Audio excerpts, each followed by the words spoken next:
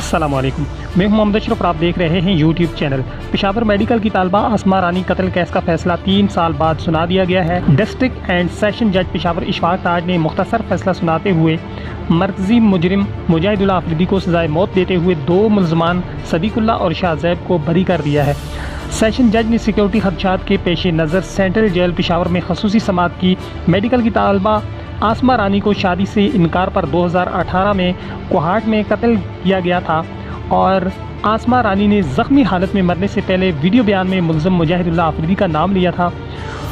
मुल्ज़िम मुजाहिदुल्लाह अफरीदी जो है वो पाकिस्तान से भागने में कामयाब हो गया था और मुजाहिदुल्लाह अफरीदी को खैबर पख्तूनख्वा पुलिस ने इंटरनेशनल पुलिस के ज़रिए मुत्तहिदा अरब अमारात से गिरफ़्तार किया था और पेशावर हाई कोर्ट के अहकामात पर इस केस को कोहाट से पेशावर में मुंतकिल किया गया था और आज इसका फ़ैसला सुना दिया गया है और मुजरिम को सज़ाए मौत का फ़ैसला सुनाया गया है।